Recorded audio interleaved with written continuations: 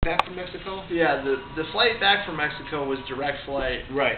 So the funny thing is, when I was in Mexico in a part of Michoacan, 2 days before I came back, right. It was 105 degrees. 105 degrees? 105 degrees. What are you telling me?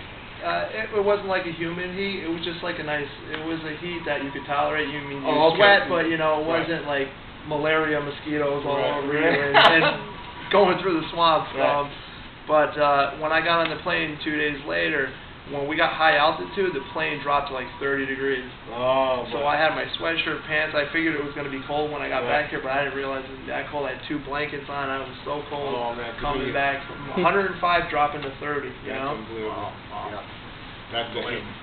How was the wrestlers down there, as far as what they understood or there's definitely a language barrier. You have, I actually had a translator for me, and it was another worker down there. It was Super Zeta. He's actually he's a Mexican-American, and he helped me out a lot to communicate. But my very last match there, he wasn't there, so I had to do everything from what I learned the 22 days I was there.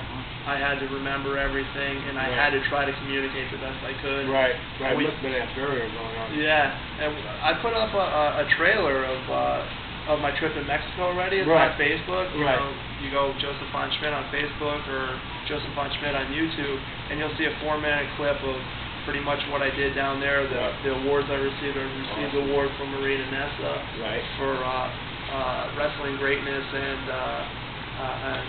outstanding competitor. Right. Yeah. Okay. It's hard to translate because I don't read it, but that's what they tell me it says. It was amazing. It's just amazing. They treated me very well. Right. They were nothing but hospital to me. Some gave me the shirts off their back when I left. Wrestling fans take to you down there? Yeah, I did my job. At first they cheered me, but what I do is I play a heel, which is a bad character. Right. So when I came out, of course, they were clapping, and then when I went into my whole spiel, by the time they booed me. At one of the matches, they were throwing chairs at me. Oh, geez. They wanted me out of the arena. Well, you know that definitely the wrestling people, they get into it. Let's put it that way. They really get into it. Especially down there. That's their pastime. Like here is baseball or football. Down there is wrestling and soccer. Now, what your most memorable matches? I know that you have a lot of favorites, and I know you were down there for quite a while. I know you did all sorts of wrestling. You did a lot of working out and so forth. You have memorable match down there? A memorable match down there in Mexico? Sure. Yeah, it definitely. My last match, I wrestled in an 8-man tag. Right. It was teams 4-on-4. It was me.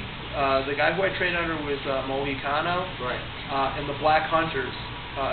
3 great athletes, and we wrestled his former teams, which were the triple champions. They were the MWM Trio champions, which was Mohicano 2, Ray Mohicano, Piel Roja, and then they brought out a surprise for me. They brought out a guy called Mr. Mega, and he was a Mexican that was the same size as me.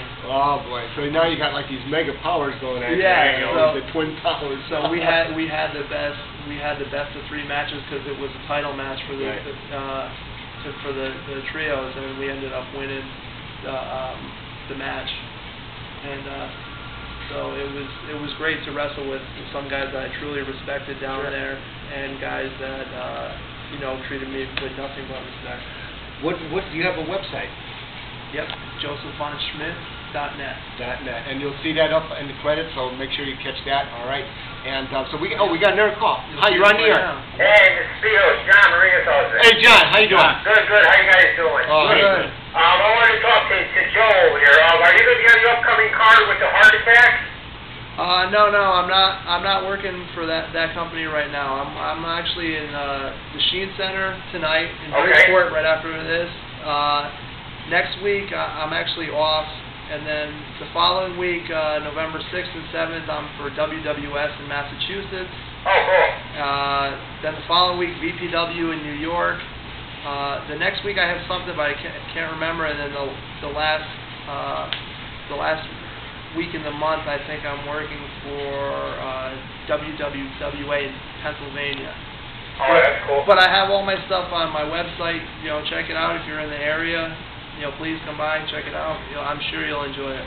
But I know you do wrestling for a living, but I mean, it must still be like a bug out when you walk in and you see like a famous wrestler like seeing like right next to you. It still must be pretty cool. Yeah, I met him in April when I worked at WWE.